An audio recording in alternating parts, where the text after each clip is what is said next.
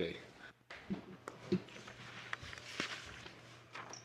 Our Heavenly Father, we are indeed grateful to be able to gather together here in the Cache County Council and talk of the issues that are necessary and the things that are needed for this county to develop the culture and develop the needs that we have and to make sure that the needs are met within this Cache County.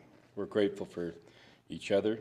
We're grateful for everyone that attends and everyone that pays attention, and to those that serve and those that are willing servants always. We're grateful for those that do everything they can to make sure that we succeed as a county. We're grateful for all those people that serve in their armed services, the police force, fire, medical, everyone that puts their lives in danger and set aside their own needs for the needs of others. We're grateful that we can meet in such good circumstances, favorable as can be. We're grateful for moisture that we receive and the happiness that it brings. We're grateful for this wonderful month where gratitude is expressed openly and that we can share ideas freely. We pray that Thou would bless us with Thy Spirit, and that we will make good decisions, that we'll have clarity in our minds, and that our hearts will feel as to the needs of our Cache County. We pray for these things and say these things in the name of Jesus Christ. Amen. Amen. You'd all stand and we'd say the Pledge of Allegiance. I pledge allegiance to the flag of the United States of America and to the republic for which it stands, one nation, under God, indivisible, with liberty and justice for all. Thank you very much. I know. I'll entertain approval of the agenda. So moved. Second it. Move and second that we approve the agenda. All in favor, say aye. Aye. Any opposed? Motion passes. I'll also entertain a motion for approval of the minutes of November 7th. So moved. Second. Move and second that we approve the minutes of November 7th, 2023. Is there any discussion or any additions or deletions or amendments? Hearing none, proceed to vote. All those in favor say aye. Aye. Anyone not in favor? It's unanimous. Thank you. We'll go down executive report. Grateful to be here. I have nothing to report. I like it when you attend. It's nice and short. I like attending. Okay, appreciate you. Okay, was that your humble opinion? You're a good man. In my humble opinion. I'm glad you have that opinion. We're getting on the same page. We are. Okay, now we'll jump right into items of special interest with the report from Utah Department of Ag and Food, UDAF, and we've got Jace Farnsworth. So now I know this gentleman can put on a song and dance that'll just entertain you. So appreciate you coming, Jace. You bet. Yeah, so I work with the Utah Department of Agriculture and Food. Here representing the conservation districts. As you guys probably seen, Commissioner Butters and Kelly Fearson kind of toured the state, hit every county. What they found out is a lot of these counties don't know much about the conservation districts and what they do. So they wanted us to come and present to you guys and just kind of show you what's available out there and show you what the conservation districts are doing. So. Okay, so local conservation district. What is a local conservation district? It's a political subdivision developed in 1937 to help promote and oversee the enhancement of the national soil and water resources. You guys probably heard of the dust storms in the 1930s. There's a good book up there, The Worst Hard Times, if you ever have a chance to read that. Very good book to read. Kind of go into detail on it, but President Roosevelt, he signed into law the conservation districts to oversee the natural resources, try to help prevent these dust bowls from happening again. So what the conservation district will do, they'll oversee methods of cultivation, use special crop programs, tillage, high erosion areas, construction of various best management practices, and restoration of forest lands and natural resources. You go ahead. Okay, so in northern Utah, we're up here in Zone 1. I'm over the Zone 1 conservation districts, which has Box Elder, Cache, and Rich counties. Okay, go ahead. Okay, so here in Cache, we have the North Cache Conservation District with Terry Spackman as the chairman. They meet every third Thursday at the USDA building at 8 p.m. during most of the year, and then during the winter time, usually December through right around March. We'll move that to Friday at 10 a.m. The Blacksmith Fork Conservation District chairman is John White. They have meetings every fourth Thursday at 1 p.m. So everybody's welcome to attend. Up there pictured is the Blacksmith Fork Conservation District. They actually got the District of the Year award for 2023. From the state? Yep, from the state, yep. So out of the 37 districts, they got awarded the District of the Year. So through the conservation districts and through UDAF, we have all these different programs to help with agriculture and natural resource concerns. There's a list there, and I'll kind of go through the majority of them as we go on. Okay, so we got the Ag VIP program. It's a comprehensive nutrient management plan where a planner will go out there and create a management plan to help keep track of the nutrients, make sure that they're not over applying their fields and prevent any excess running into the water. With this program, after they get the CNMP written, the producer gets $1,000 to implement the plan. Then after that, they get $12 per year for every acre that they have enrolled within the plan. And that goes on for 3 years. It's kind of small up there for you guys, but as you can see, Cache County, we have 16 contracted for the last 3 years. 2021 was our first year. This year, they're just in the middle of the process of going through the applications. And we have 16 in Cache County and a total of 22 up here in Zone 1. You can see the percentage of Zone 1 compared to the rest of the state. Contracted, we're at 30% of the Ag VIP programs throughout the state. And this last year, applications, we had a total of 22 in Zone 1 for 43% of the applications came from Box Elder and Cache County. So we're doing pretty good up here in the north. Okay, then an Ag Water Optimization Program. You guys probably all heard about this one. That's pretty a hot topic. So it's the main purpose is optimize the water use of the water while maintaining viable agriculture production and profitability. Originally, ARPA, with COVID, we ended up getting $70 million. It's already been contracted out to help mainly with the get more water down to the Great Salt Lake.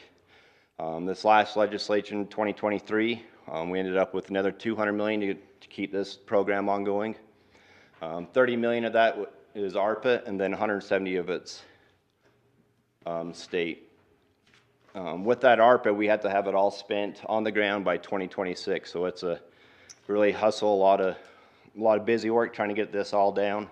That 170 million that we'll have after the ARPA, we'll be able to extend it throughout hopefully 8 to 10 years. So we'll kind of prolong it and be able to help a lot of producers in the long run. Jace, can I ask you a question? Yeah. These are big numbers. Yes. I didn't realize you guys had that much. That's awesome.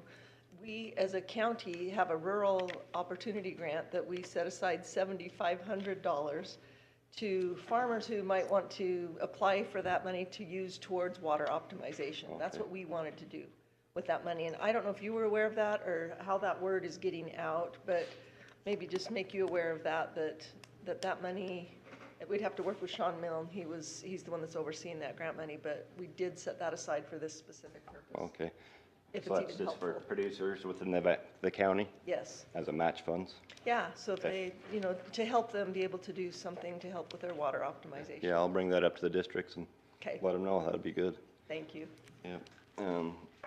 this next go-around, the application period will be December 1st, so the end of the week, through January 31st. With that, the on-farm cap will be $500,000 per applicant and $1 million for irrigation companies. Before it was $500,000 for both, and they were competing against each other. This time we separated it out so the irrigation companies aren't competing with the on-farm, and they could get up to $1 million for the big multi-million-dollar projects that they're putting in.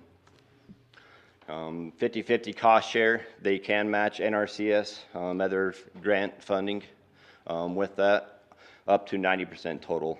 They still have to put 10% of their own money, or their, at least in kind, towards their projects.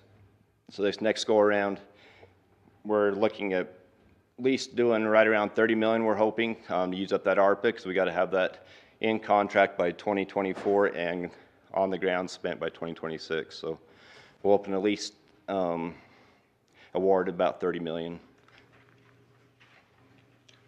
Okay, here's a bunch of the Cache County water optimization. As you can see, Cache County alone, out of that 70 million, we got 12 million of it. Me and my districts, we've been pushing it pretty hard up here, and to come out with $12 million, that's pretty good. Then 22 million for Zone 1, so that's Box Elder and Cache. Not only that helps our producers in the area, but a lot of businesses that's putting in these projects. And these irrigation companies are pretty swamped right now, so it's good to see a lot of that money coming back into the county.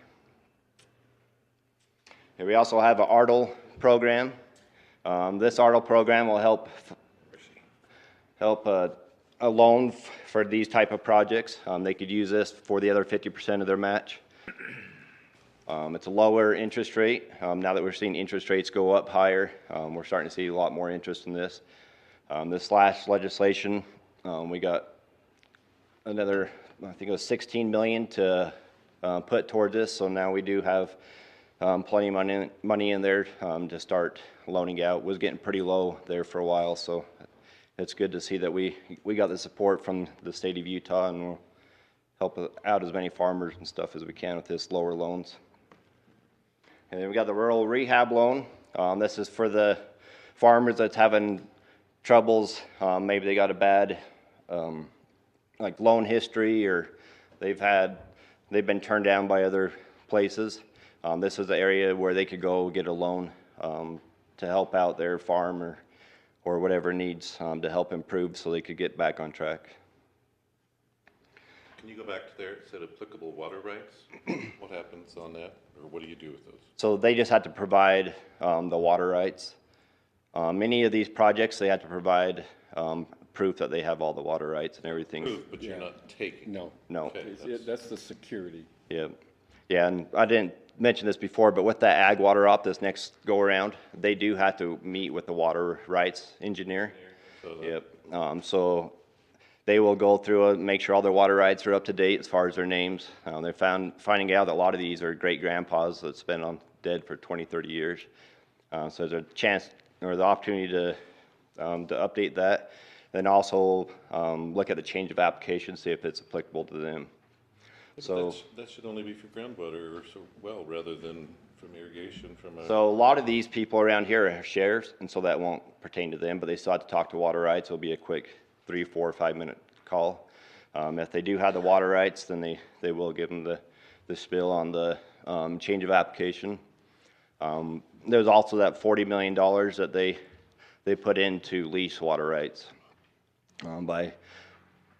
By doing these different projects, it's showing that they're not using as much water, so they could do a change of application and lease part of that water if they wanted, but this guarantees that it'll come back to them instead of get lost down somewhere else. So it's just an extra protection that they put in there to make sure that our landowners or agriculture people have their water rights secured. Okay, the Leroy McAllister Working Farm and Ranch Fund. This is to help put easements around the state. We got $3 million last year, which is not that much when you start talking about easements. But they did fund 3 projects this past year, and they're working on getting more money in the future to hopefully get more easements going. And then the the County Water and Land Conservation, Jay Olson, he'll be working with all the counties.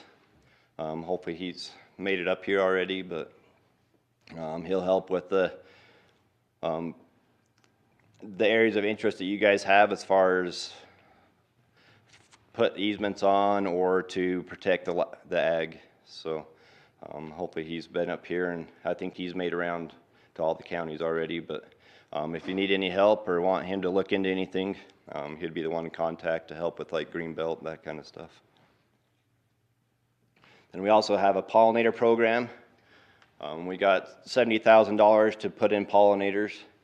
We work with USU a lot on this, and we put about 60,000 plants last year and awarded 110 different applicants. There's about a dozen or so of those that's within the Cache County areas. So. And we also have the soil health program. They'll go out and do in-field assessments for you, kind of help educate and kind of see how your field is looking and see what we need to do to improve your soil in the area. In St. George in February, there'll be a soil health in the West Conference. Great opportunity to go down there and learn a lot more about soil health. 2 years ago was our first year doing that. It's going to be biannual. Really good time. Okay, then we have our biggest hurdle as a conservation district is trying to talk to all these landowners. A lot of these farmers are hard to get a hold of, reach. A lot of them don't read newspapers anymore. A lot of them don't use Facebook or social media. And so trying to get the word out there about these different programs is hard. So last year I decided to try this and create a conservation fair. We had it over in Box Elder last year, and this year we're having it in Cache County. So with this conservation fair, there'll be all the different programs available, a bunch of different partners come, and they'll have booths, and then we'll also have sponsorships that will come. Those sponsorships what help pay for the cost of the meal. We'll serve free Dutch oven dinner to everybody that comes. If you feed them, they'll come hopefully to learn more about these programs and make connections with different partners and hopefully get some good projects on the ground. So this is just a little bit of last year's one, all the different sponsors that we got to help cover the cost. This year we're going to have it in the Cache County Event Center. Was asking the county if they would waive that fee to use the event center, just so we could keep up with the costs from the sponsorships and stuff. And then one last thing, we're going to have our Cache local work group. So that'll be for your Blacksmith Fork and North Cache. We combine those together. With this local work group, that's how we find out all the different resource concerns that all the farmers have in the area. And you don't even have to be a farmer, just pretty much anybody. Come and let us know your resource concerns. We'll see what we can do to help work through the districts, see if we could help fix the problem, or we'll look into it and dig deeper to see what we could do. Also with NRCS, this is where NRCS gets all their funding proposals from. If it doesn't go through the local work group, NRCS is not going to be able to fund it. So right now NRCS has a general allocations where you apply. You compete with everybody within Cache County and Rich County. Next year they're going to SFPs, which is strategic funding proposals, which is concentrated in one geographical area and for certain resource concerns. So if they don't have those SFPs written, then those people that apply for NRCS is not going to get funded. So if they want any funding, they got to come to these local work groups and let us know your resource concerns so we can get some of those written up. But other than that, that's all I had. Any questions? I got one question on UDAF and FSA. You guys work pretty close, don't you? So we work with FSA just to get like the farm and track numbers, especially with the Ag VIP. That's how we enroll the Ag VIP. They got to be at least an operator.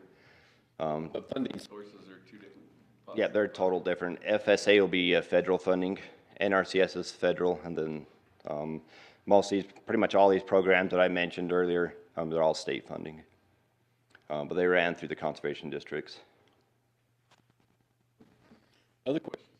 I have a question that is, I don't know, it might be a silly question, but I saw the book, The Dust Bowl, and this is something I've thought about before.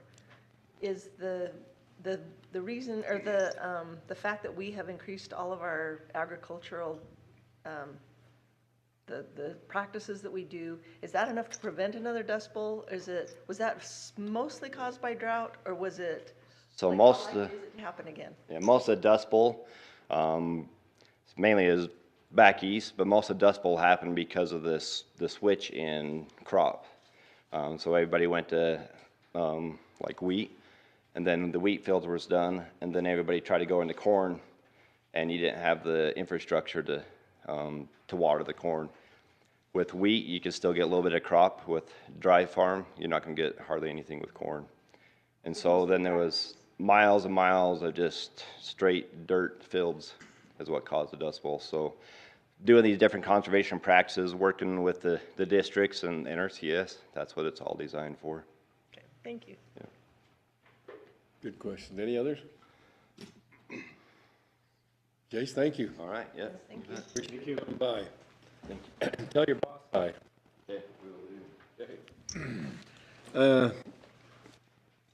Next here, Diane, I saw you come in. We've got one hardship, I believe. Under tax relief, I believe it was just the one. I looked at that. Good evening. So you do have in front of you one hardship. We worked with this client since July to try to get her documents. However, she still is non-compliant, so we cannot recommend approval, without that, her carrying that burden of proof as to income eligibility. So then it's, What is it that is lacking? What did we get? SSA 1099s and a letter of disability from the Social Security, because under the tax relief law, if Social Security Administration has determined that they are disabled, then we do not count that income. And she said, well, it says it here, I am disabled. She gave us a letter from a local doctor. It didn't say she was disabled, said she couldn't work, but that's not the standard of evidence that we require. It has to be from the Social Security that money is tied to a disability determination from the Social Security Administration. If she was awarded that, she should preserve that letter like crazy, because, Correct. so you would think that would be something readily available. And I also read that you sent a letter saying she had so many days to respond, but then she came back and said she's, traveling, so. So then we gave her an extension and still could not. And then when my staff told her, that she was out of time, she's like, no, I have till November 30th. But, once they've been sent a letter of intent, they have 10 days. It doesn't mean they have till the end of the program.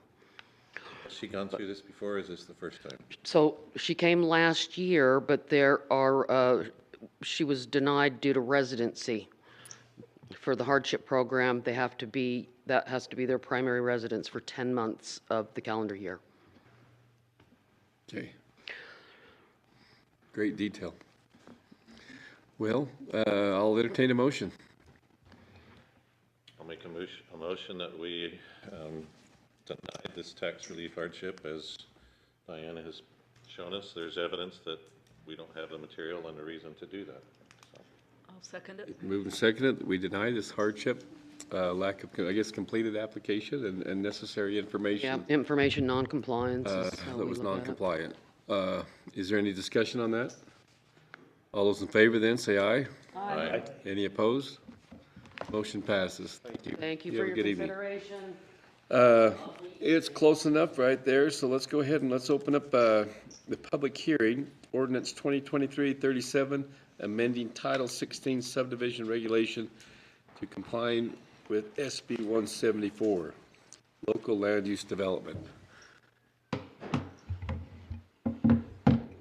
Give us a little brief update on that, and then we'll have the public hearing right after. Yes, I'd be happy to.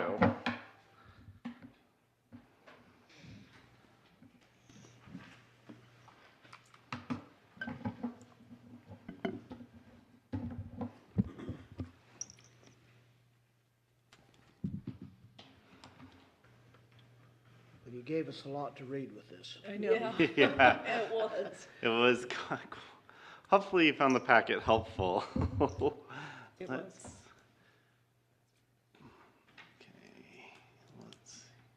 Okay, so we'll do a quick kind of update, just why we're here and what's happening. So as many of you know, a lot happened this last legislative session regarding land use bills. 35 bills were introduced and 19 were passed. And there was an additional 388 lines of code added to LUDMA, which is the Land Use Development and Management Act, which is the code that really defines and outlines the county's land use authority. So a lot happened. But today our focus will be on SB 174. And so as we are reviewing this, there are several changes, and I want to give a thanks to several of the departments who helped, including the county attorney's office, especially Taylor, and we also Public Works advised on this, same with the fire district, and same with several people within the development services, and also the planning commission helped in drafting this ordinance and ensuring that it would meet the new standards within the state. So a couple of the changes that the state was requiring us to do, well, the biggest issue the state saw is that the subdivision process throughout the state was uneven between different communities, different entities or individuals had the approval authority within each county or within each municipality, and they wanted to provide some sort of regulation and standardization to that process. So as developers, as they move from city to city or county to county, that those developments would be, or those processes would be very similar. And so one of the first changes is to authorize who could be the land use authority for subdivisions. And so it allows for so it defines a land use authority, an administrative land use authority. And the big thing is it doesn't allow for a legislative body to fill that role. So essentially county councils are no longer able to be involved in the subdivision approval process, except for a few exceptions, most of which don't apply in the county. For example, if somebody's doing a multifamily development with condos or apartments, at that point we can incorporate a legislative decision. We can also allow for, if it's part of an overall site plan that's accompanied with a zone change, at that point the county gets involved, or the legislative bodies can be involved with that as well. But it does allow for a preliminary plat application to be reviewed either by county staff or the planning commission. It also puts some deadlines. And then one last thing with the review authority, for final plat, it states that it can't be the planning commission or the legislative body, it has to be somebody else. So most of the time that will be staff. I know some counties have proposed review bodies that are made up with like an individual from the planning commission and staff to review it. But we've come up with a couple of proposals that we'll get to in just a second. One of the other things is it established timelines for how reviews were to happen. So for preliminary applications, the county has 15 business days to do an initial review and report. And then there's also a 20 business day review cycle for subdivision applications. And so essentially an application comes in, and particularly for final plats and construction drawings, the county has 20 business days to review that, provide an index list and report, and provide that back to the applicant. Is that doable? It is doable. It is, especially now that we have a more robust engineering department and have a fully staffed planning department. I feel like it's doable. It is going to push us a little bit.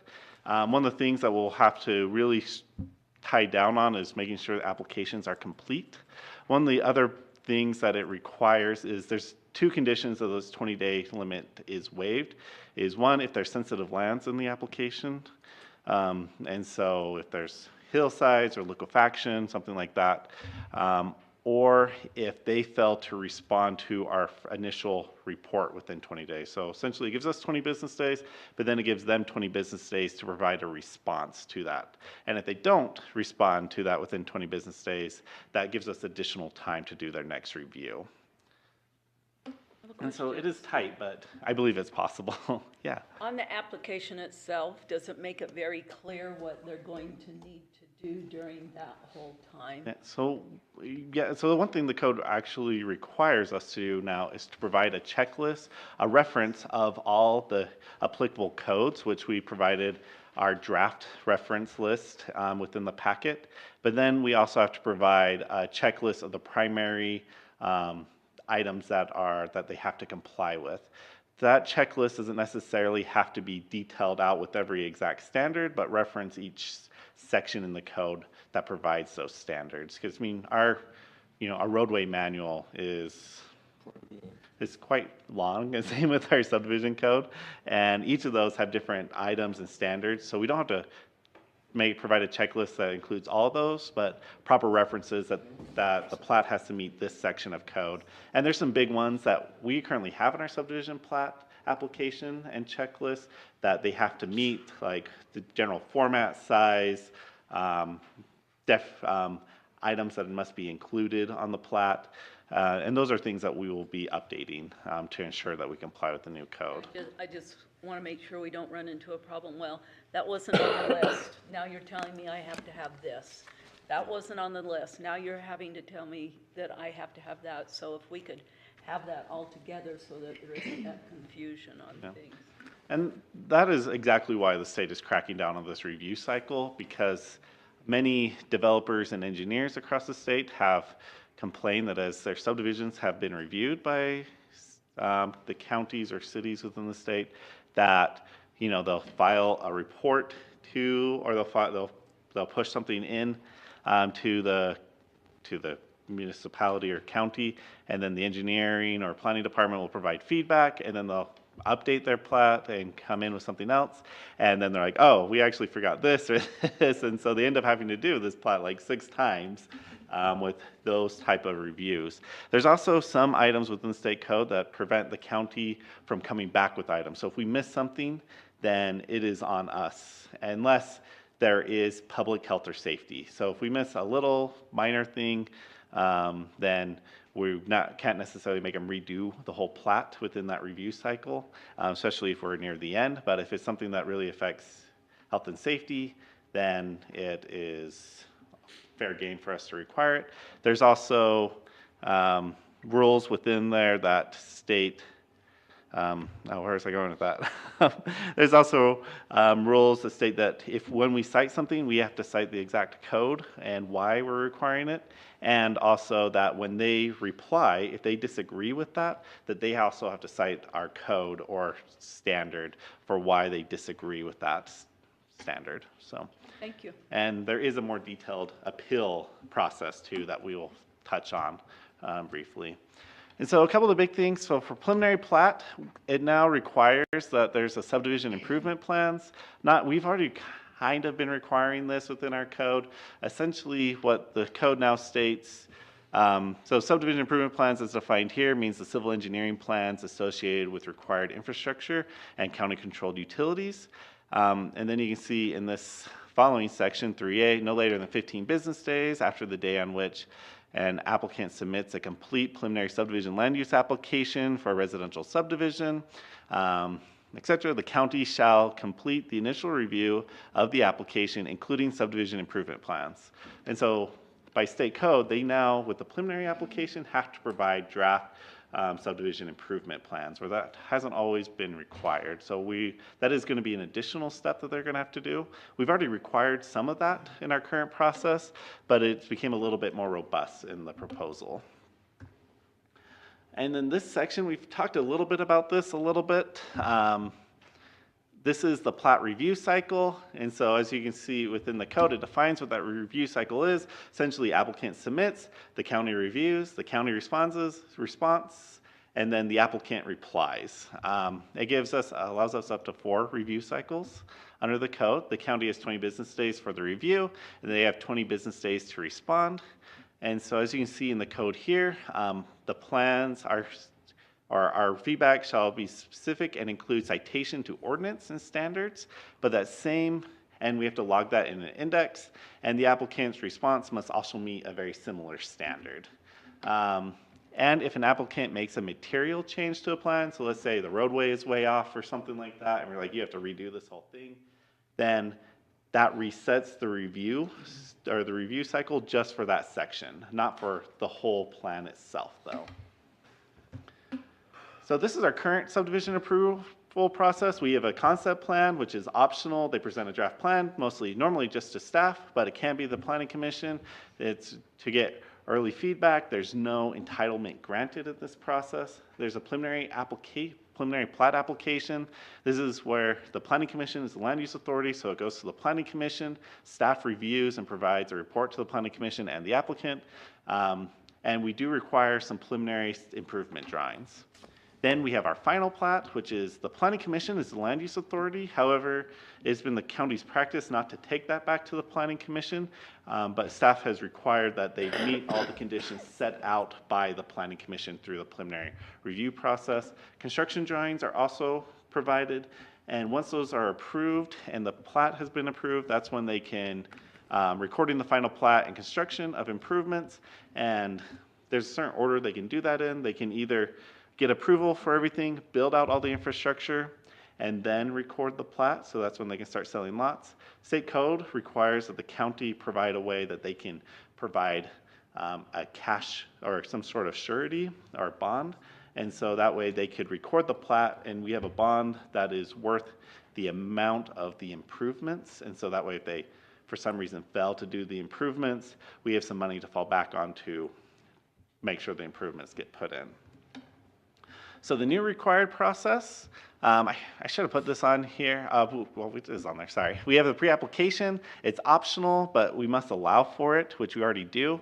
There's a certain couple things we have to publish with the subdivision checklist for our applicants, and criteria is listed in the code.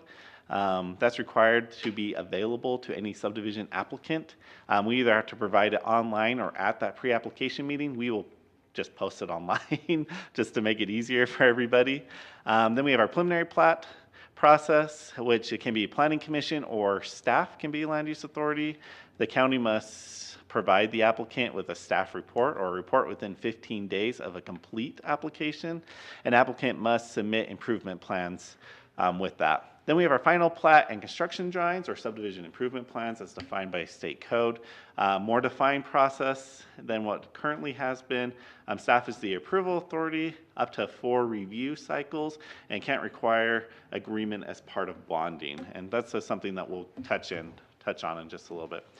So after a discussion with our review committee on the staff level and with planning commission, this is our recommended land use authority table.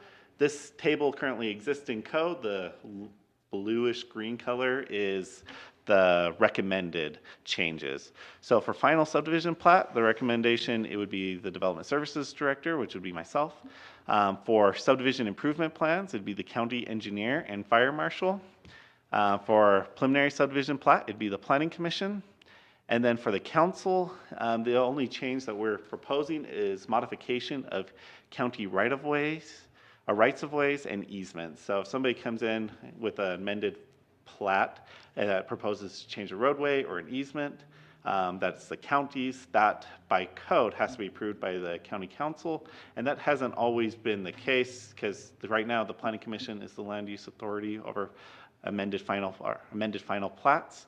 And occasionally those make alterations to right-of-ways, and those by state code are supposed to be coming to the council, so we just wanted to clarify in the code. So this is our proposed review process. And so we have a pre-application meeting, which is optional. We have our preliminary subdivision and improvement plans application. We have the 15 business day review and initial report deadline.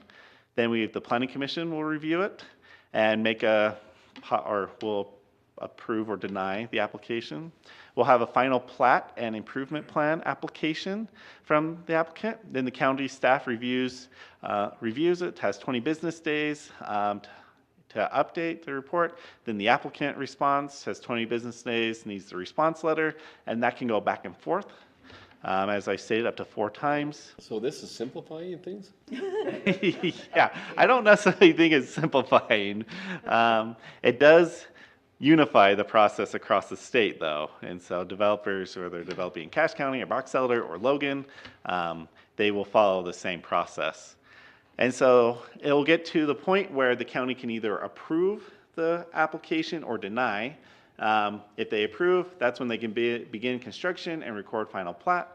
And if we deny it, there is an appeal process that we can touch on when we actually open up the ordinance.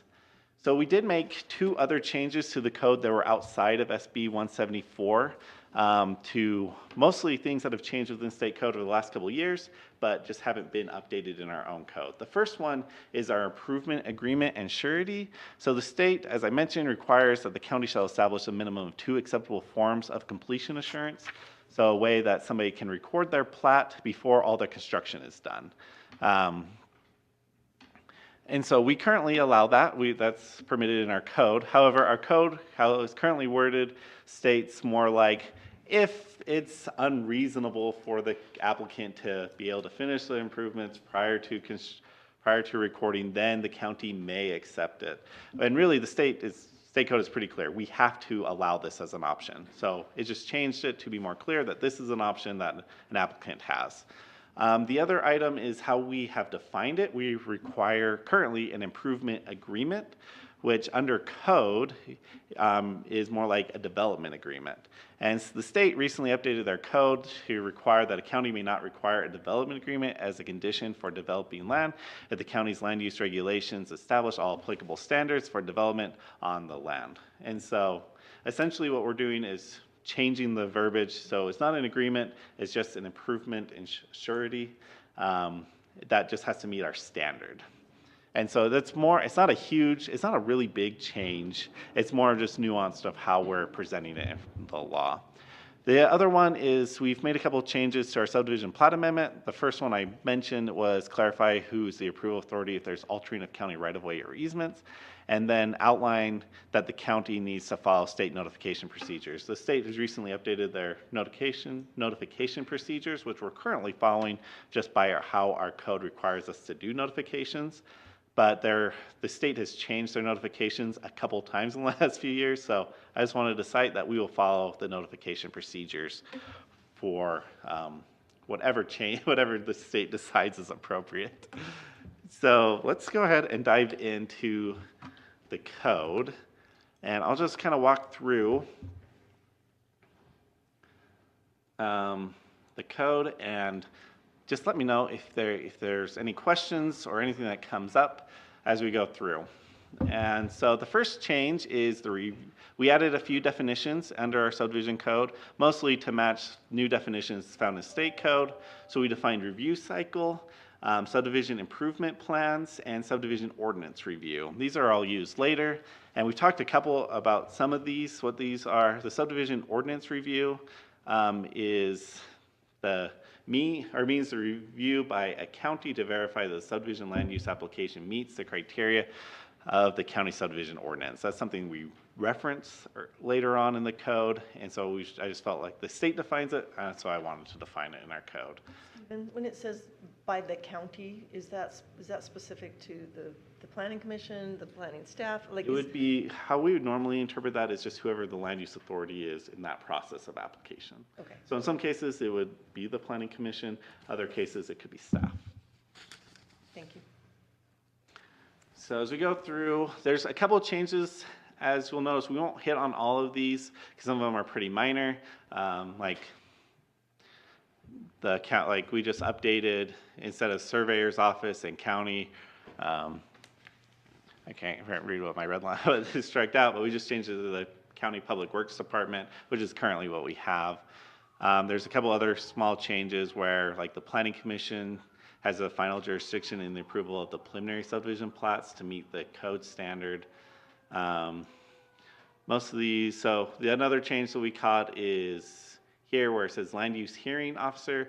We recently had a board of adjustments that was changed to land use hearing officer, but here is an old reference to the board of adjustments, so just struck that out and changed it or updated it accordingly. So this is the approval process. We start to dive in a little bit to that process. We have our pre-application. Under state, it was called the concept plan under our code. State code calls it pre-application, and so we updated it to meet that standard.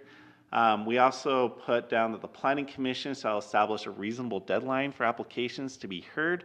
For each meeting, the Planning Commission shall be the land use authority and may approve with conditions, or deny a preliminary plat application. So that just clarifies, there was some discussion, and many of you went to that training by UAC at the earlier beginning of this month, and as you heard, there was a nice debate about that 15-day and whether it had to be approved within that 15 days. And the UAC attorney generally recommended that it should be approved and reviewed within that 15 days. However, there was some opposing views to that. After some internal review with our attorney's office, we felt like our proposal meets the county or meets the state code. And we felt like it's appropriate for the Planning Commission to be able to set that deadline. Typically under state code, if it is not a defined approval period, then it just has to be approved within a reasonable time frame and reviewed within a reasonable time frame. And so we set out the Planning Commission shall establish what that means for them. The next change is final plat, which we just updated to Director of Development Services to match the rest of the code. So this is the section for subdivision plat amendment. This is amending a recorded subdivision plat shall comply with Utah code, and the county shall publish notices in compliance with Utah code and cites the proper location. And then the Planning Commission shall be the land use authority for subdivision plat amendments unless the amendment proposes to amend, vacate, or alter a county right-of-way or easement, in which case the Planning Commission shall make a recommendation to the county council that will serve as the land use authority. So if it's changing an easement or right-of-way, it'll come to the county council for that approval. There's not much change in the next couple of sections. So this is our pre-application meeting process. So it requires, some of the big changes is it requires that the county shall provide feedback on the concept plan and shall provide or have available on the county's website the following copies of applicable land use regulations, a complete list of standards required for subdivision applications, preliminary and final application checklists, deadlines, and timelines for applications. So we've provided a preliminary review of that. That's in your packet. That's not part of the approval of this ordinance, but we provided it so that way you were aware that we knew of the requirement, and we're working on making sure we're in compliance with that. So this next section is the preliminary plat application and preliminary plat requirements. Most of this is very similar. There's only a couple changes, and this looks better in the clean version. The formatting is better, but this 17 is where we talk about subdivision improvement plans, including but not limited to the following. And as you can see, most of these were already required.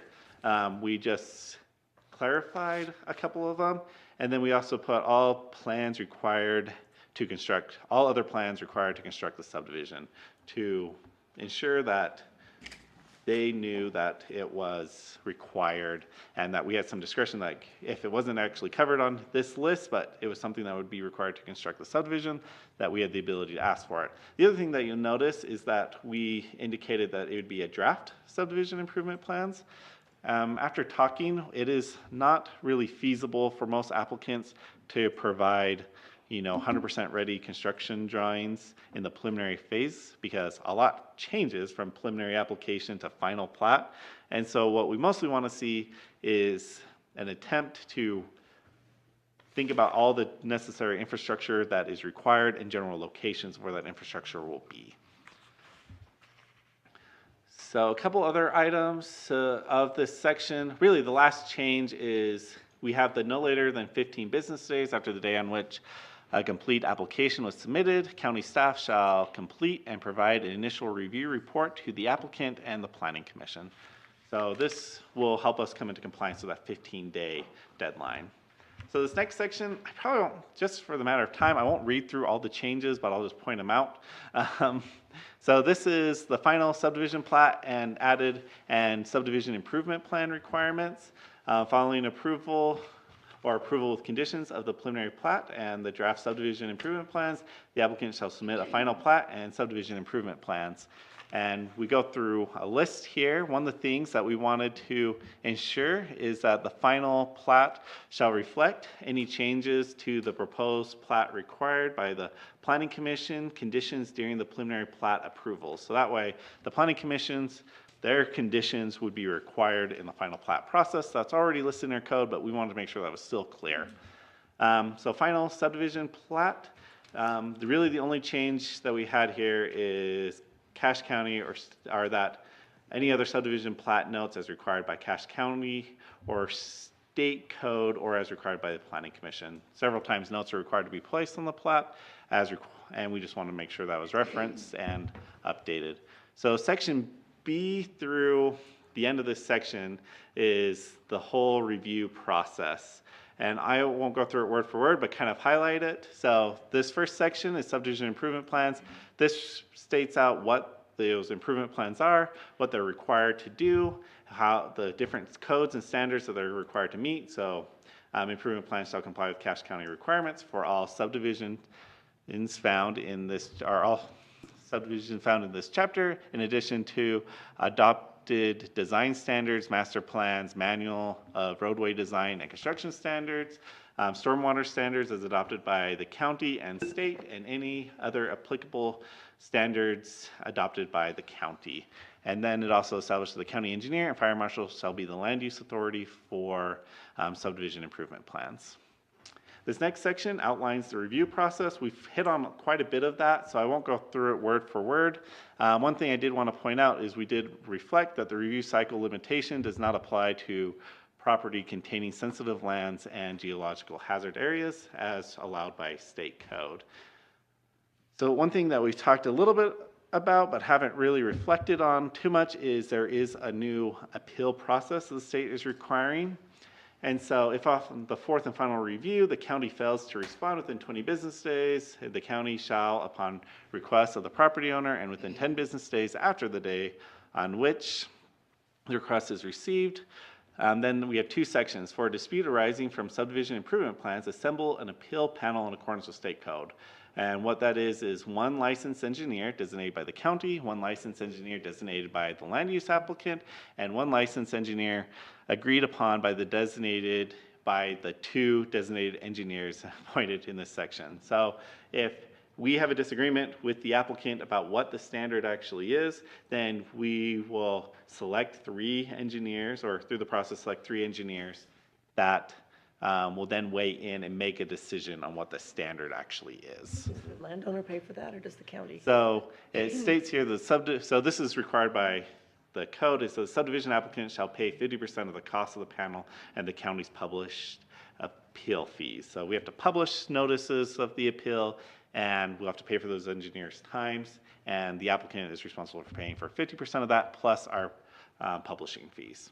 And that is something that is required, that is something laid out by state code, and so we can't change that. But if the dispute arises from a subdivision ordinance review, so essentially they're saying, hey, your subdivision ordinance does not comply with state code, or you're not following your code, then that would be handled by our land use hearing officer like other code reviews would. The next section, and this is, I'm near the end,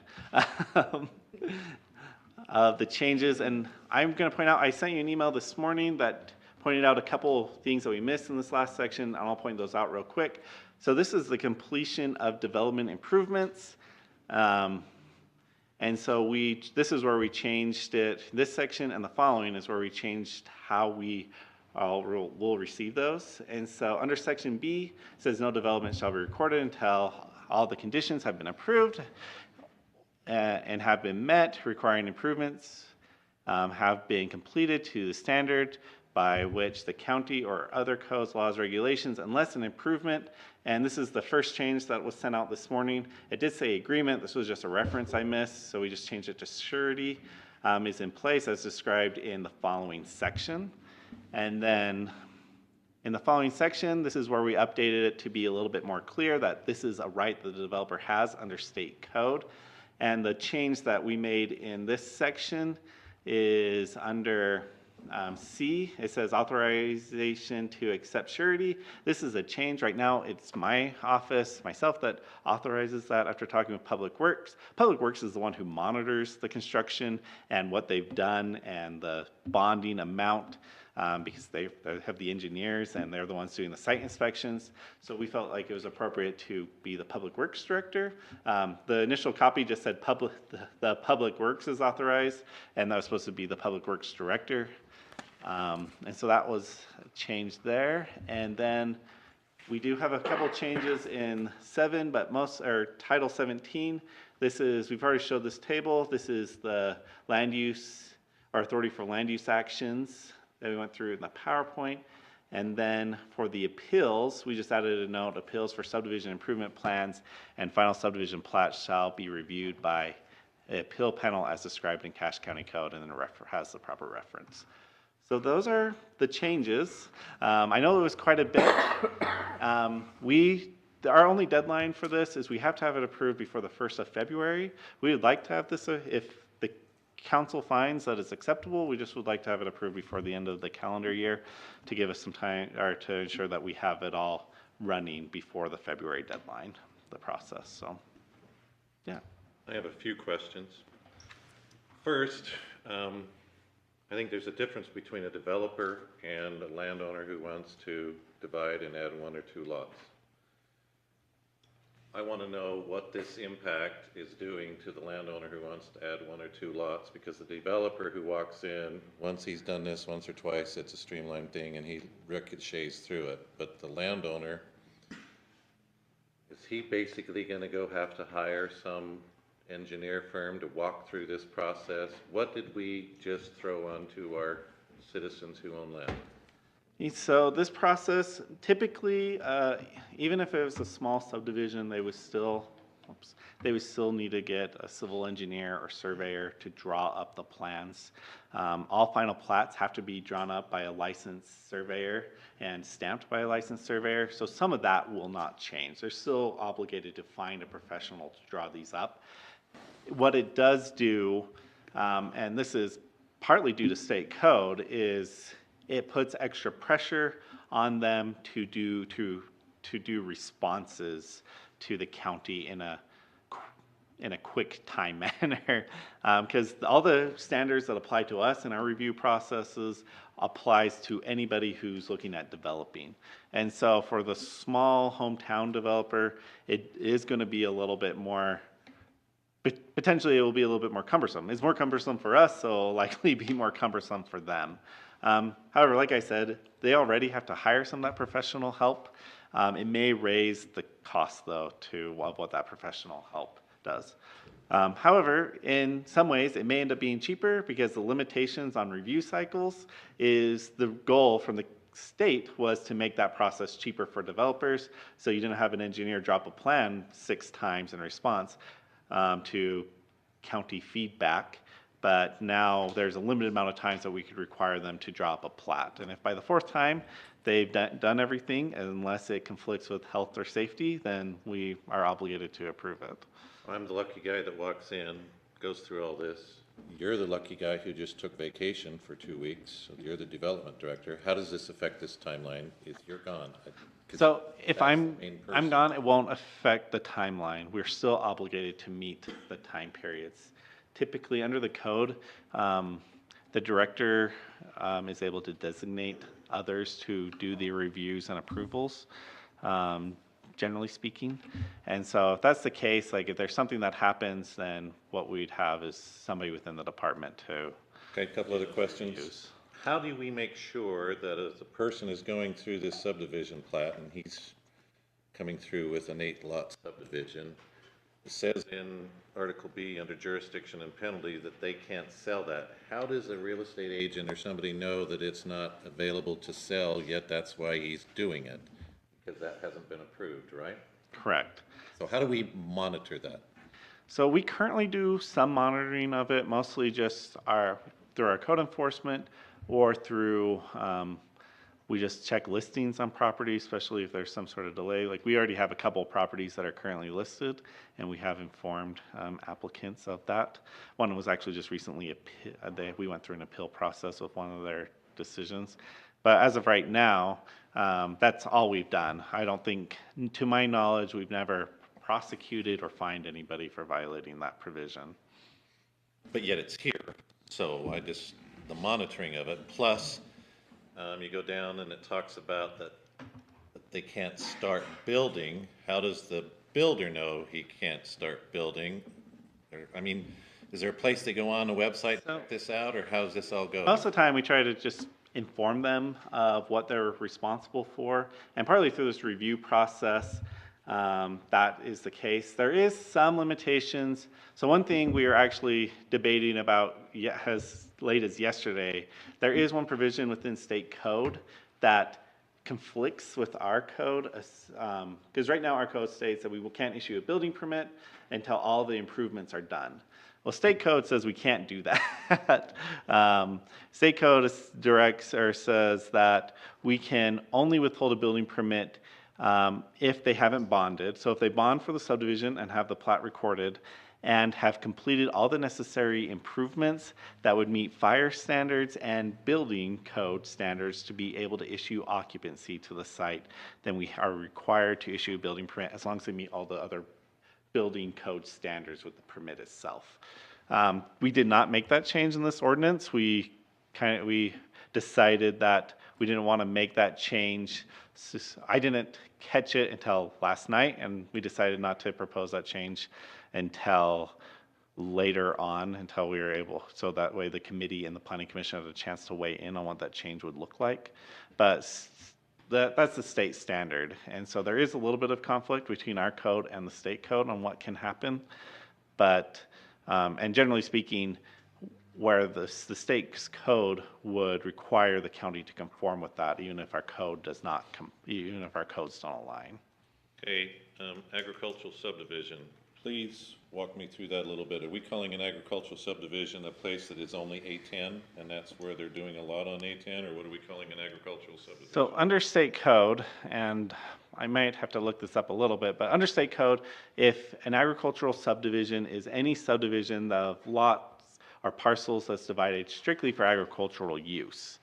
And so how we've defined that in our code, that if somebody subdivides or does a lot split and it's clearly just being used for farming, then we've considered that an agricultural subdivision, and the county doesn't have to approve that.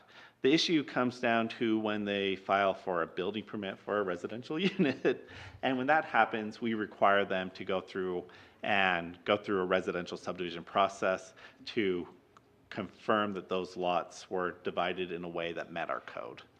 So are fees aggregated based on the number of lots? Like if an agricultural person comes in and I'm doing 3 lots, but I still gotta go through this same process versus a developer comes through and is doing 15 to 20, are the fees so gonna we be have a different? we have a base fee, and I can look that up. We do have a base fee for our subdivision, and then it's an additional fee per lot. However, within the county, our base fee is pretty high, and so the difference in cost between a 2-lot subdivision and an 8-lot subdivision isn't substantial. There are some Look at that.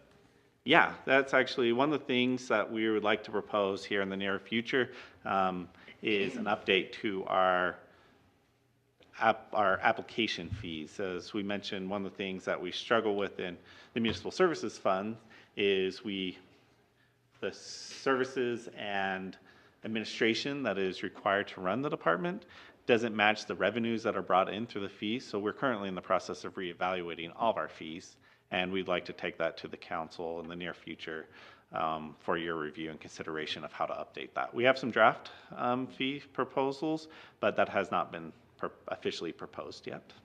I mean, it just seems normal to me that if I'm doing 3 lots versus 10 or 15, that the fee ought to be different. I don't know what the council feels on that, but I'm just thinking that only makes sense. Yeah, most places I've worked, the fee for the subdivision application has been rather low, like a couple $100, and then there's been like $100 fee per lot or something. And so you end up with you end up with a smaller subdivision, normally their fees are under $1,000, but then if you have subdivisions that are several hundred lots, they end up being thousands upon thousands of dollars in their fees. I believe the county probably set up their fee schedule this way because all of our subdivisions are relatively small, but a lot of the processes that we have to go through are about the same. And so the cost of the county isn't too much different, whether it's 8 lots or 3 lots. And so the county's code was designed, or the county's fee for subdivisions was designed to reflect that cost burden. One last question. We're sitting here looking at water rights and water having a different outlook in the future. How is the county going to protect itself and potential buyers of a subdivision based on these water right laws that may be changing? Are we looking at that or monitoring that? Yes, so we require with every preliminary subdivision application that they turn in the proper paperwork that shows that they have the water rights to support the development that they're proposing.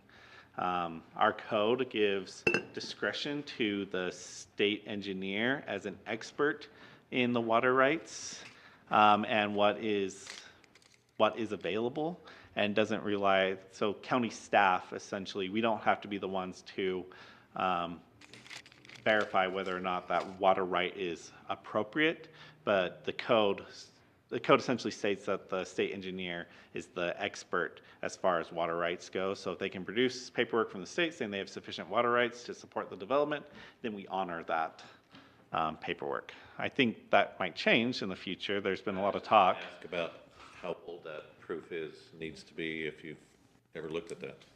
No, most of the paperwork that we get is just the water rights downloaded directly off the state's website.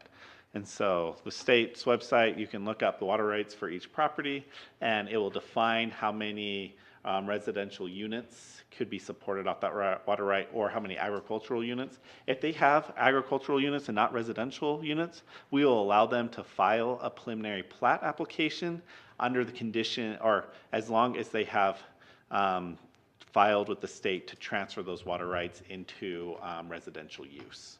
And so we have to see that they've transferred those. Even if it hasn't been approved yet, we allow them to file a preliminary plat, and then we approve, then normally we recommend to the planning commission that approval of the final plat has to be subject to them securing or being approved for that transfer of water right use. Okay, I think that's my question so far. I have a question, Stephen. When they do, so the process, it goes, a plan goes to the planning commission and they recommend conditions. They say, we'll approve it with these conditions. So then the landowner comes back with those fixed, but it doesn't go back to the planning commission, it goes to Correct. staff. But do they have to have a completed plan that shows all those conditions met before they get approval? Or is that supposed to be done by the permitting process as they go along? So it depends a little bit on what the condition is. Generally speaking, they have to meet all the conditions. Before But they can start? correct. But there are sometimes the condition is they have to build out a fire turnaround to this size. We don't require that turnaround to be built before approval because part of the approval of the construction drawings is verification that they've met the standards, but we require that the plans they submit meet all the conditions as set forth by the planning commission, even if not everything is built yet. Got it. Thank you. Yeah. Could we hold the rest of the questions? Let's have the public hearing, then we'll come back, okay? It is now open, the public hearing on 2023-37. Anyone that would like to come up, please come up and state your name and speak on amending the Title 16 subdivision regulations. We'll now go ahead and allow that to happen. So if you just not all run at once. Move to close the public hearing. Second.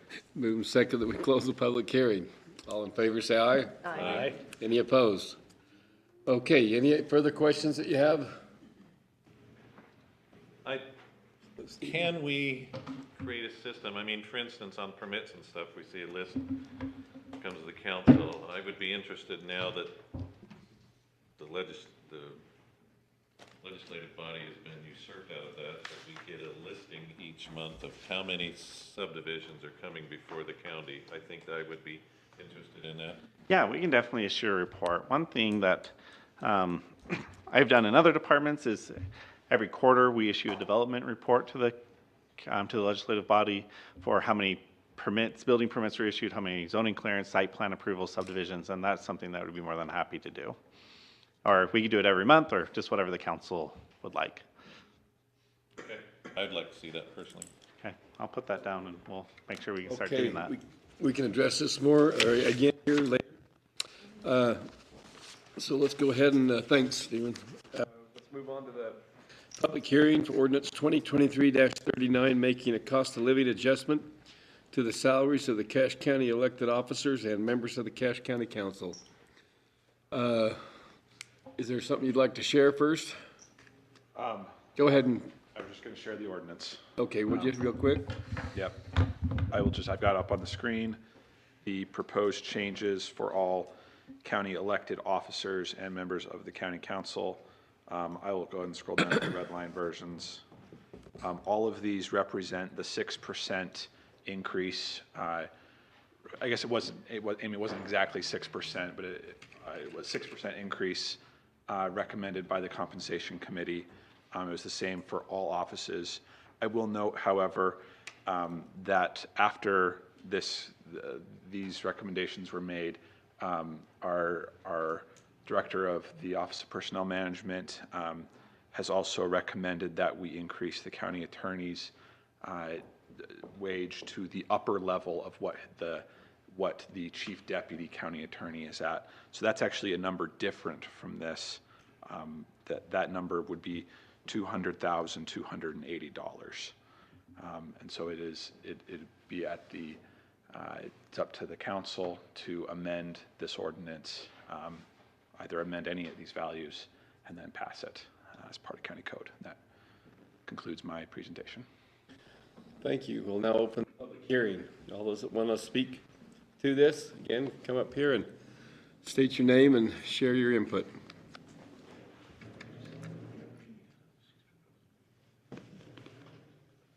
Move to close the public hearing. Second it. Second to close the public hearing. All in favor, say aye. Aye. Any opposed?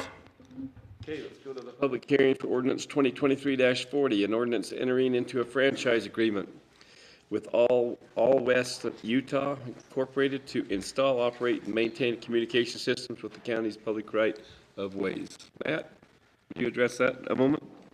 I don't have any presentation prepared, Chairman. If there's any questions, I'm happy to answer them. We also have Phil Marchant here with All West. The legislative body of the county is authorized to stipulate any rules, regulations when there's construction that's within the public right-of-ways. That's what the franchise agreement establishes, is those rules and regulations for anyone that wants to use those right-of-ways for their utilities. And so that's what the franchise agreement's there for.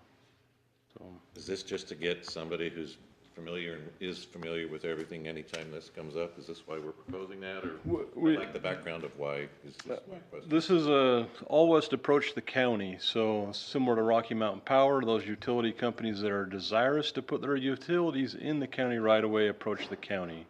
This isn't the county going out looking for people to sponsor that in. This is those utilities companies coming into the county asking for permission to put their utilities in the right of way. I read through this and it's very similar to other ones that I've seen. Most of the language in the franchise agreements is very similar. This one just kind of lays out the rules between both parties. This one does have, I think it is 3.5% of anyone that's connected to this utility in the unincorporated part of the county. We would collect that feedback so that they're actually paying us to use that right away, where some other utility companies don't pay to use that right away. And that does not limit similar other entities that can also then enter in franchise agreements also with us. That right? is correct, so. Okay, that's what I. Yep, this question I had. isn't a sole proprietorship of where they get the right of way all to their self. They need to accommodate other utilities. They need to make sure they're not disrupting other utility companies and their utility lines as well. It's kind of, everyone in there play fair with each other. Okay, we'll go ahead and open up the public hearing. Anyone that wants to speak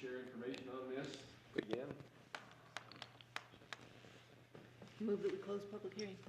Second. Moving second, that we close the public hearing on ordinance 2023-40. All in favor, say aye. Aye. Any opposed? Let's go to the public hearing, resolution 2023-18, adopting the 2024 Cache County budget. We've probably been through a lot of that. We'll just go ahead and open that up to anyone that would like to speak on that. We'll open up the public hearing as such. This is a very boring night. Move to close the public hearing. Second. Moving second that we close the public hearing. All in favor, say aye. Aye. Any opposed? Okay.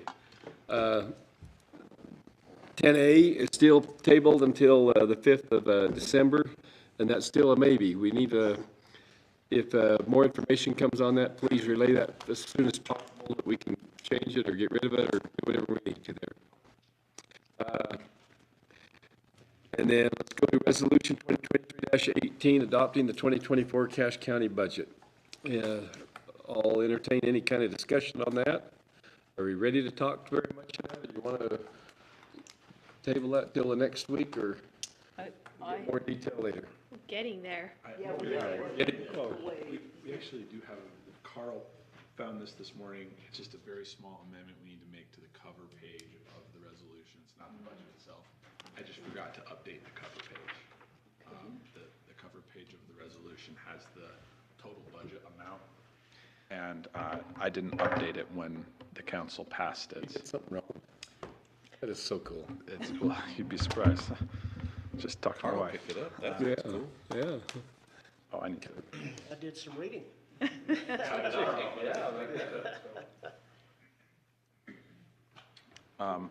It's just, that this is the correct version of the cover page, and all that I was changing. I did add that we held a second public hearing today, and then these values just changed slightly from the amendments that were implemented from 3 weeks ago.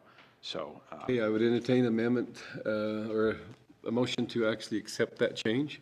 So moved. Second it. Moving seconded that we accept that change as lined out there found by Carl Ward and lined up, corrected by Micah. All in favor, say aye.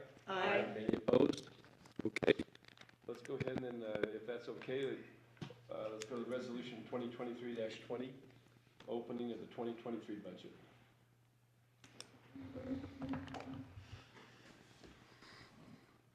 Brittany, do you have the budget opening amendments?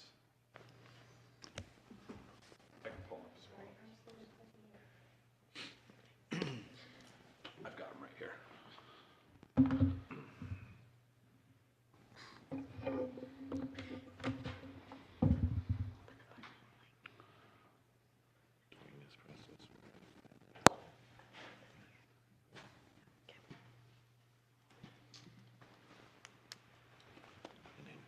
These are, for the most part, the same as what we saw 3 weeks ago.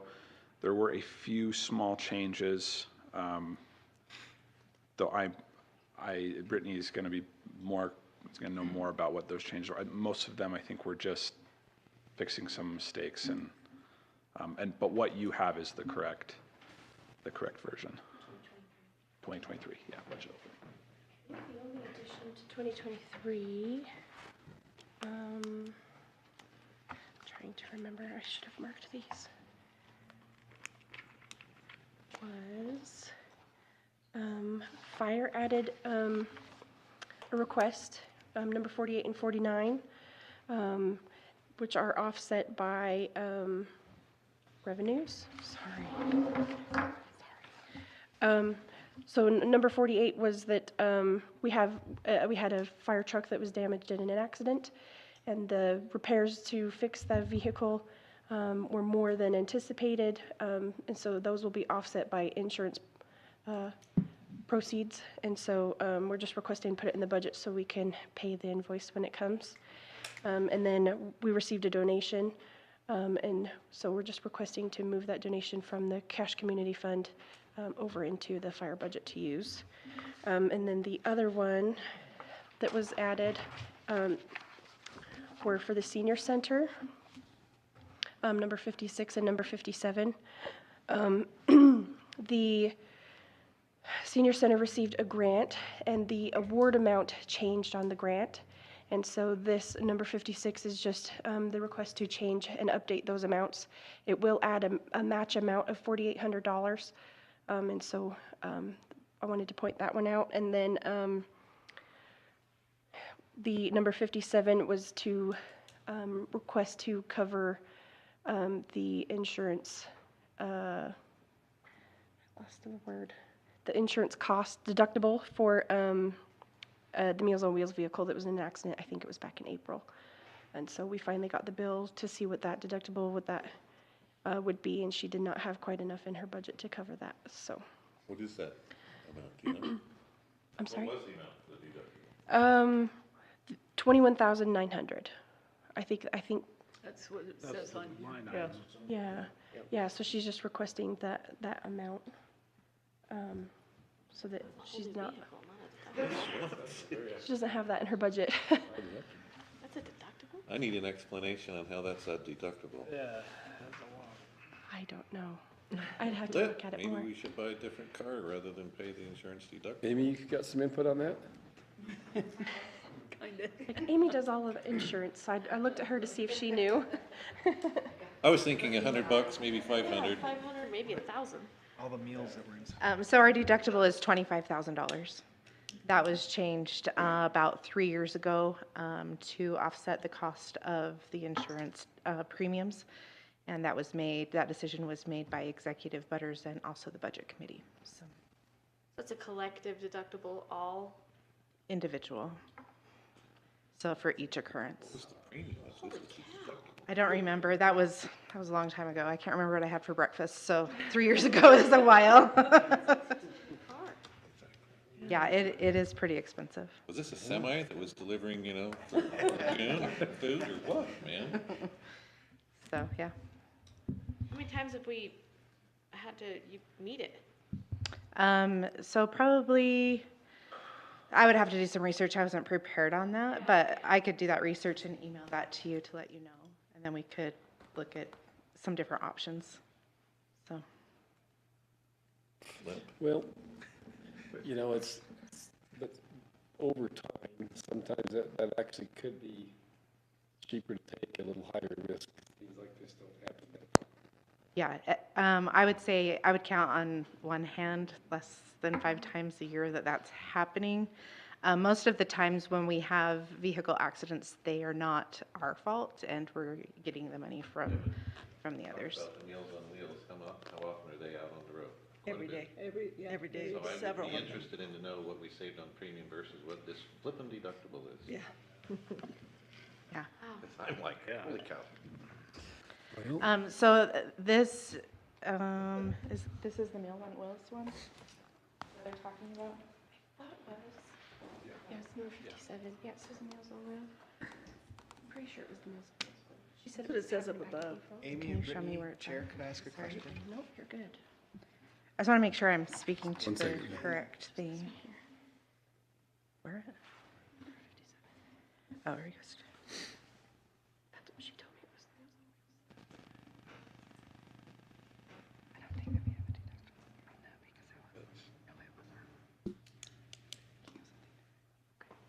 because we're just getting our story straight over here, making sure I'm remembering which accident it is. Yes. So, yes, okay, yep, that is Okay, correct. go ahead. Well, I'm just wondering, is this one of our vehicles, or is it a volunteer driver's vehicle? No, this is our vehicle, because when a volunteer uses their own vehicle, their insurance is primary. Just wanted to clarify. And generally, the county insurance doesn't cover that unless there's something major, and anyway, so. Yeah, this is our truck. It also had the ovens on the back of it. So the total replacement cost of this, because it was a totaled vehicle, was over $60,000, close to $70,000 to replace that vehicle. Oh, my word. Okay. Okay. Any other questions? Well, I had an opportunity I spent a lot of time reviewing through all of this, and I don't really have any concerns. We've spent a lot of time looking at this budget opening, and so I would like to make a motion that we approve Resolution 2023-20, opening the 2023 budget as it's presented to us. I'll second that. It's pending action. But is it? Is it? I thought we've had other, Oh, yeah. So we don't need to waive the rules. So, okay, is there a second, you say, was it Barbara? It's been moved and seconded that we approve Resolution 2023-20. Is there any discussion? All those in favor then, say aye. aye. Any opposed? Motion passes. Okay, let's go, how about ordinance 2023-37? Are we ready to, you want to work with that a little bit longer? Do you want to look at it a little harder? I mean, it's fabulously interesting reading, but I'd like to read it more. Okay, we can actually, if that's okay, we'll I'm okay with that. table that for another, unless there's a motion. I would entertain a motion or input or questions. So we could do one of two things. I'm just talking procedures. We could do one of the two things. Just pass it the initial time and not waive the rules and have it be pending action for the final. Well, we could actually, if we don't pass it, it'll stay on the agenda for the next meeting. And then we can look at it again there. Or we can table it to a specific meeting. I think next meeting would be sufficient. Okay? So let's go ahead and we'll give more thought and come back to that later. If there's any recommendations from the council during that time period or any questions, please feel free to reach out to me. I'd be happy to address any concerns or questions that you might have in the meantime. Would you mind giving us an update on the fee, as we talked about on those? I'd like to see that. Yeah, I'll send out the proposed fees, or I'll send out the current fee that we have for subdivisions. And then, didn't you say you're working on a fee? So do you have an outline of what that may be? So we can Yes. talk about the scale of fee based on the scale of number of lots or the size? Yeah, I'd be happy, I can send that out, that's not a problem at all. Okay. Thanks, Stephen. Let's go on to 11B, ordinance 2023-39. I'll entertain any discussion, motion, whatever it may be. Well, we talked about increasing the attorney's salary. And also, I would move to eliminate any cost of living increase to the council members. Okay? So if we're doing, this is just a question on the numbers in that, because if we're changing the county attorney to that upper range, does that need to be reflected as we pass this, or do we just know that it's going in there? We Well- need to amend this ordinance. Right, we would go ahead and, that's actually a motion, right there, that we would increase the attorneys And you would, to what? To the suggested, To the suggested number? okay, 200,000, 200, $200,280. okay. And that we keep the council members at their 2023 levels? Yes. Okay. Is there a second on that?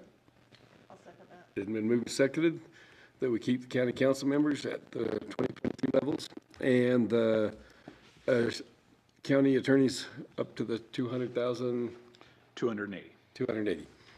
Okay, is there any other amendments or additions, deletions to this? I say we all work for free. Aren't we already? Feels like it, no. Any other?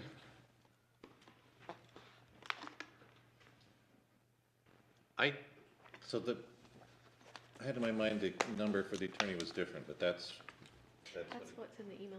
okay. Yeah, it's the upper level of what the chief deputy Gotcha. can be at. Okay, I'm cool with that. The competition in some of these levels of expertise, especially those that have credentials, the competition at a level of just that they could just go out into the business world and boy, it's just hard to keep up. It So is based really on our hard to keep salary, up. there's no competition. There's no competition in it. You know, and I'm just checking, making sure. You know, and I will say per hour, we're not getting paid a whole lot, but I don't think that's why we do this. I think we probably first got into this because of our service-minded.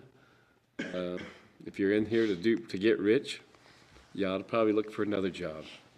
So, but anyway, any other changes, any deletions, additions? Could I Comment? make a comment? You please? bet. I just wanted to point out that to the members of the public that the council actually is one of the lowest paid councils. I think we are actually, aren't we? You probably are now, yes, especially holding your 2023 rates. And so what you do and the time that you put in and the time that you serve our community is very well appreciated. And I think you're being very generous with yourselves and your time. So thank you. Thank you, Amy. Thank you. That is appreciated. Any other comments or entertain a motion or? I've been complaining about my cup only half full, so now it's gonna be only a quarter full, right? That's fine. That's fine. Yeah.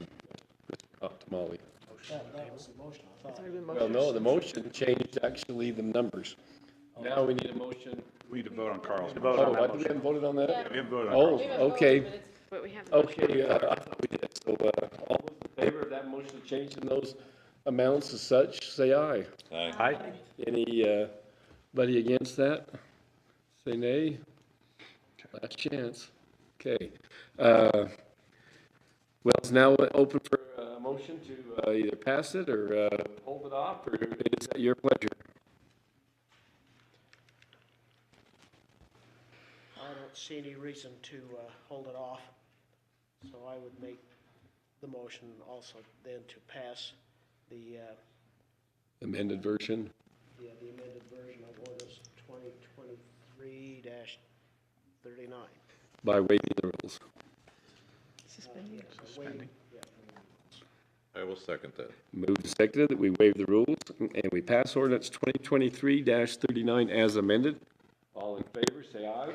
Can I say something first? You bet. Okay. For discussion, Barbara's got the discussion. I remember last year, Gordy and I petitioned to have our wages increased, and we were able to get those increased. I hear a lot of talk about how many hours we put in. We lose some of our wages at our other jobs because we're putting hours in here. We aren't compensated. I know I'm not compensated when I leave my job to come here and take care of things. And so, you know, I'm okay with leaving, you know, not getting an adjustment, but I want everyone to know that, or when you start complaining about how many hours you're putting in and everything else, that we had a chance to take care of that, and we didn't do it.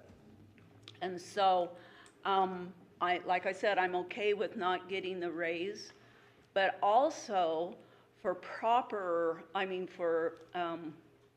future people that are going to maybe run for these positions. A lot of it, this is a part-time job. They say it's a part-time job. But when we have other employment and they have to leave that employment to come in for all of these meetings that we go to, I think, you know, people are going to take a second thought at that and what kind of people, you know, we have a hard enough time getting people to run for these positions as it is. And I'm not saying that we're here to get rich or anything like that, but I think we need in the future to take that into account for what we're doing here. But that's what I wanted to say, and I will say, you know, give my yay vote to it. Appreciate that. On that same note, in an attempt to depoliticize this, keeping that cost of living, we keep that in constant increase. throughout the years, and we don't have to have one of those where we reevaluate it and make such a large jump. Again, I'm fine today. I understand it's mostly symbolic anyway, that we're doing it because we do have such a large shortfall, but I think I would urge us to reconsider in future years so we don't have those big shortfalls to make up with larger increases to make us be more compatible. Totally agreed on that. Well, I mean, if there's these general feelings, if you want to take time to consider it, maybe I'll withdraw the motion and we can talk about this at the next meeting. Well, we can't withdraw your motion. It's already been done. But we haven't voted on it. So if you want more time to think about it, we can still do that. Well, I think Or Barbara had I can call for the vote and we can finish this. Because there is a motion and a second to pass this. But the amendment's already passed. Can someone make another amendment? Oh, yeah. Substitute amendment? Yeah, we can actually, you can withdraw your current motion of passing this version. That's what Okay, if that's up to you. What were you gonna say, Nolan? Well, I was going to say, I wholeheartedly agree with you and with Catherine.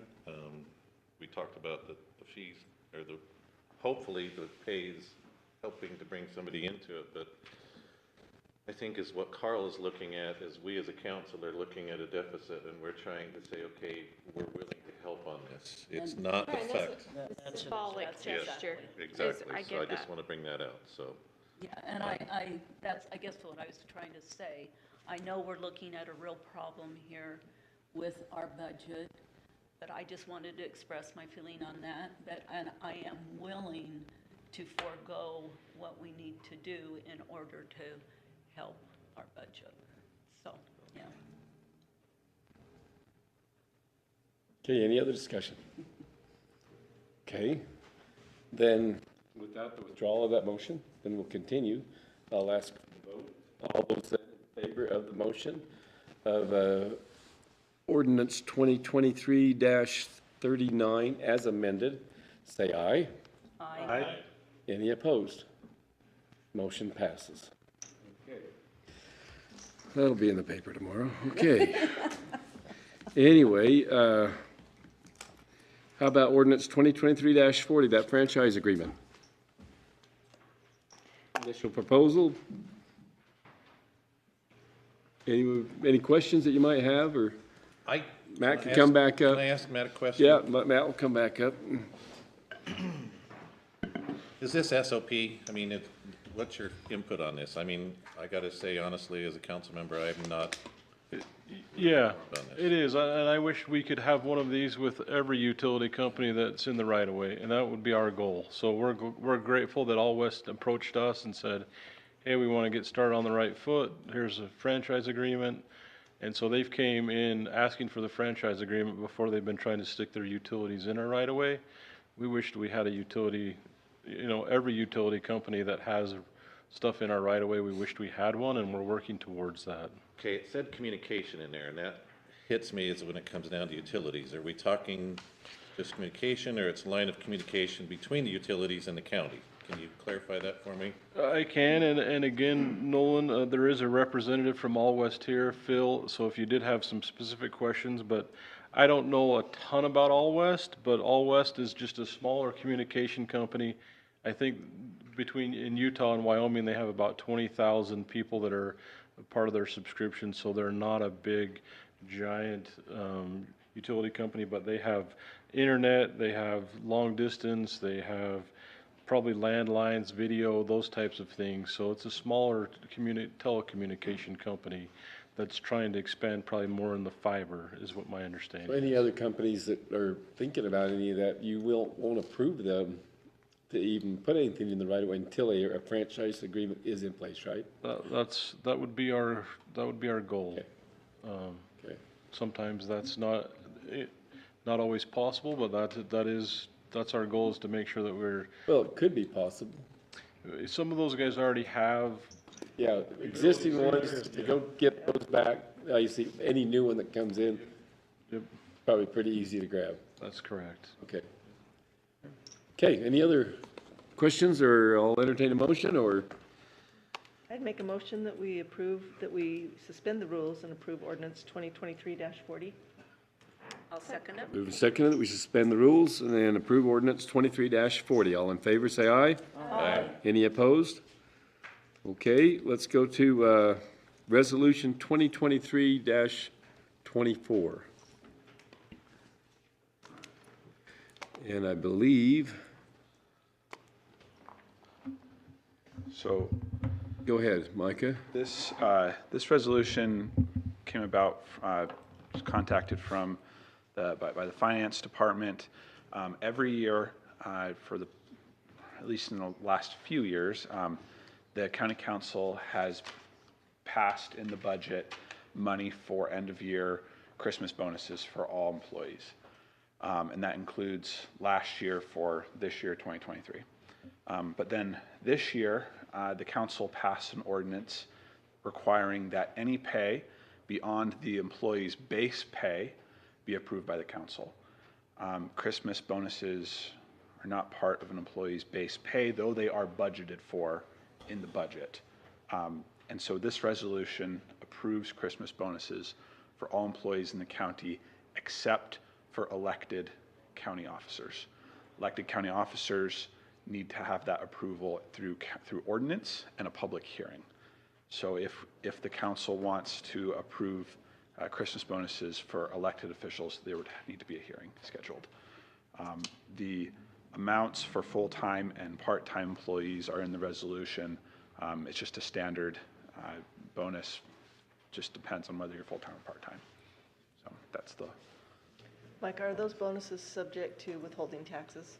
yes. Okay, so they're just put in as their gross pay? This is the gross amount, yeah. Okay, thank you. Okay, any other questions? I'm the only one making motions. Everyone can speak up. I make a motion that we suspend, is that the Yeah, right wording? Suspend the rules and approve a resolution 2023-24 authorizing end-of-year bonuses for Cache County employees. I'll second. Moving seconded that we suspend the rules and pass resolution 2023-24 on authorizing the end-of-year bonuses for Cache County employees. Is there any discussion? And remember that this was already in the 2023 budget. We had it set, and I don't remember ever having any kind of bonuses for elected officials. I don't think we ever have. I don't think there's ever been. And maybe the council has elected not to receive it, but. Yeah, I don't remember ever having I don't remember that, and so, but again, I forget my own birthday, so hey. Okay, so with that said, no more discussion. All in favor, say aye. Aye. Any opposed? Okay, motion passes. That can be underway. How about ordinance 2023-42? Yes, that's me. I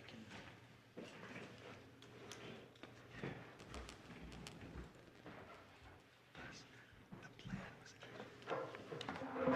Good evening. This is a change to our county code for the process that it takes, that we have to go through for public improvements. So right now, as the law currently stands, all public improvements have to follow an onerous process under our county code. This change would mimic state code, which sets a floor that if the public improvement is below that floor, and this threshold, in this case, $65,000, and then it has a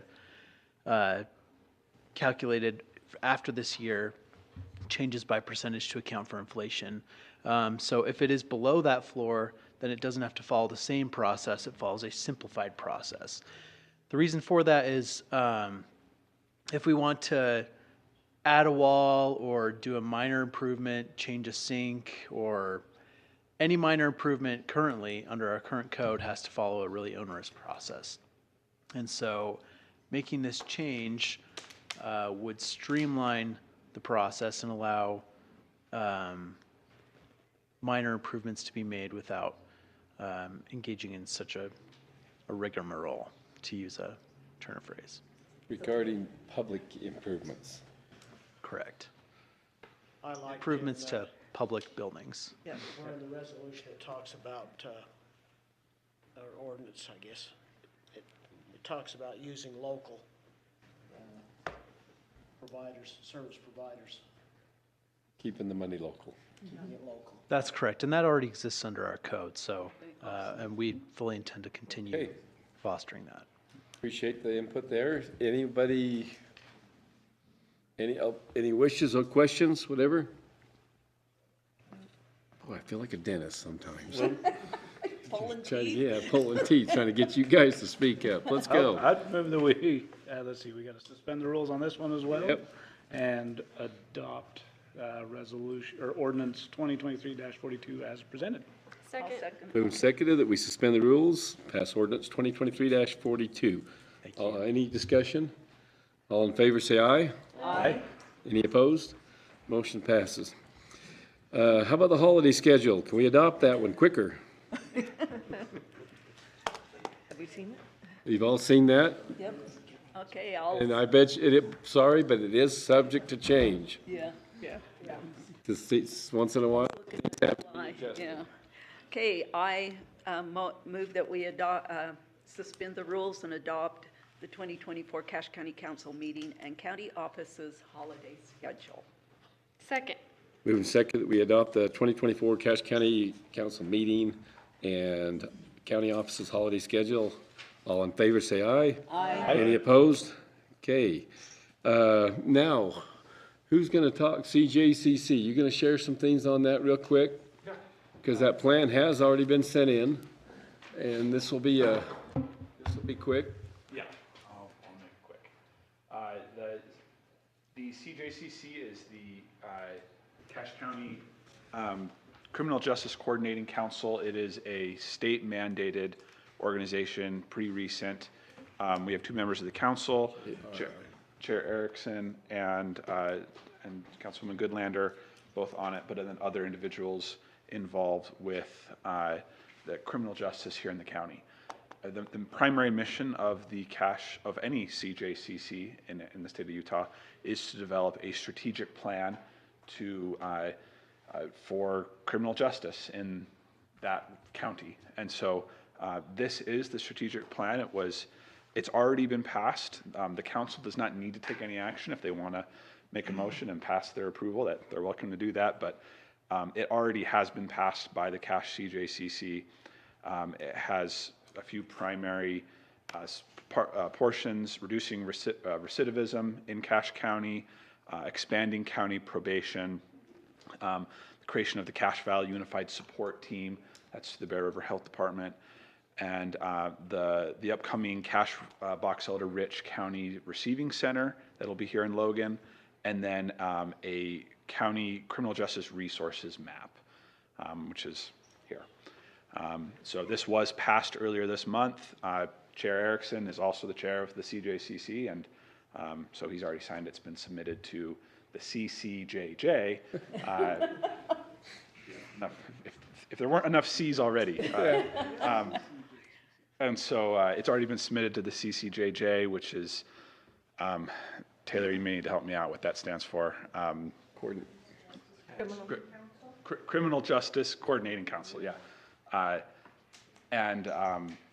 So it's already been submitted, and so I'd be happy to answer any questions. I was kind of involved with it. So those on the council, is that a set number or what? Because as I read through it, it talked about hospital referrals and stuff, and I just wonder if there should be, I mean, we've got the health department, but should there be somebody from a hospital or something that, because these referral centers and what's coming, the hospitals are going to be heavily involved in that, are they not? Yeah, I think the state code required a public health official, and then so that is Jordan Mathis. I saw that. That's why I wondered about if we. Yeah, there's also I think there actually is a spot for a additional member, but that's actually Sandy or the. Well, that's why I asked if there's a set number. Yeah, I think we can add others I know it's, yeah, it is open to anyone that can really be a benefit for those goals. And we have speakers, we've had, already some speakers, specialists come in, share their information to help us formulate those goals. We put it together to where, one, we hit the deadline. We put it in a format that UAC, whom has the contract for that, we send it on to UAC. UAC's put them all together and turns them over to Well, the CJ. Yeah, that one. I just know that as it comes down to the mental patients and the beds and everything else, I just thought it might be nice to have a hospital representative sitting there who's helping supply those beds. Yeah, that's something we're gonna, this CJCC will start meeting again next year, and that's something we can bring that up, say, hey. I think our plans are basically, we'll be meeting quarterly. And as we meet quarterly, these are the items and specifics that we'll make sure that we can fine tune. It is a working document. It gives us the dialogue as to which way to go, but there will be a lot of changes. It's a gut feeling that what we saw right now, that our legislature just might change a few things. Beef it up or tear it down, who knows? We might see some changes, even with this upcoming legislative session that might say, okay, now we've got to define another fancy word, which that was quite a. Just add another thing out there with more C's and J's in it. Yeah.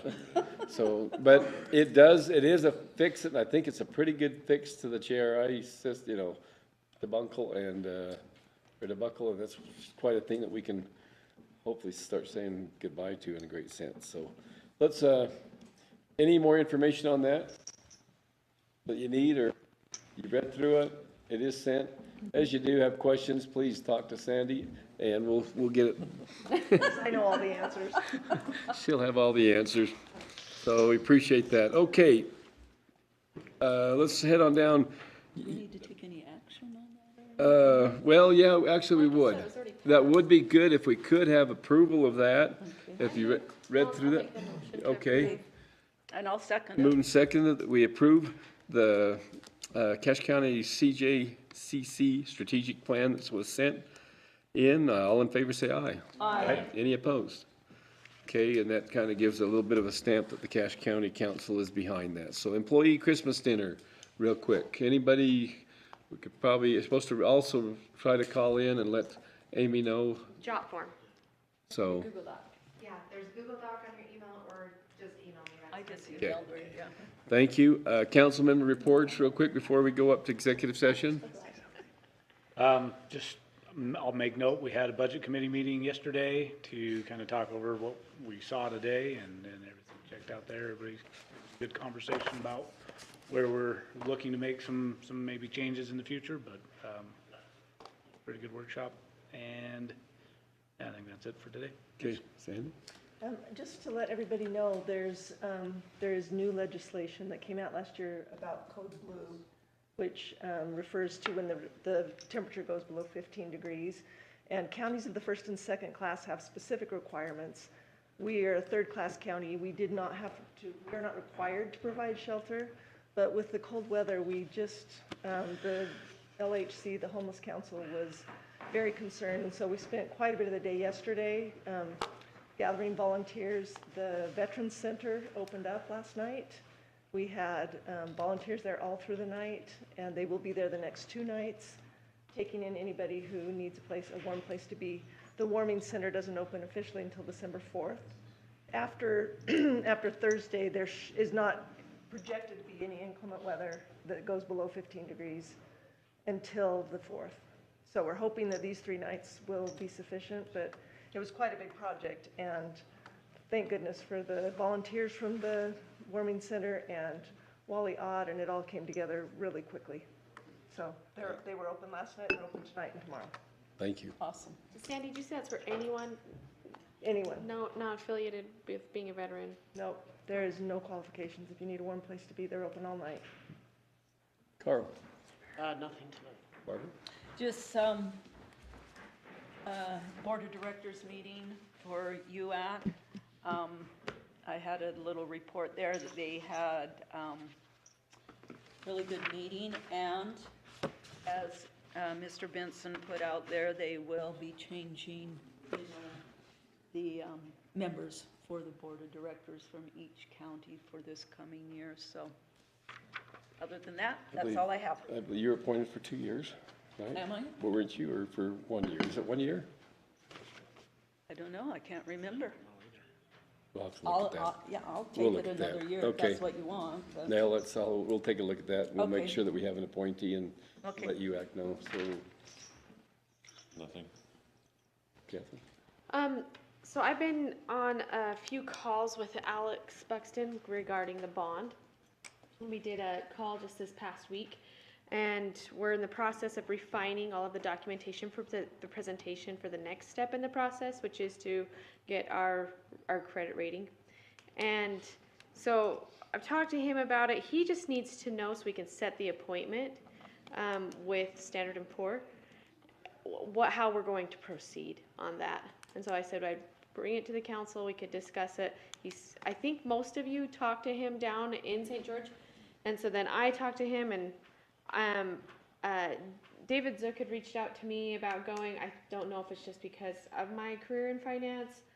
I don't care either way. I don't particularly want to be away from my family in December in San Francisco, but I understand the importance of doing things face to face. I would never give a loan to my customer without meeting them first.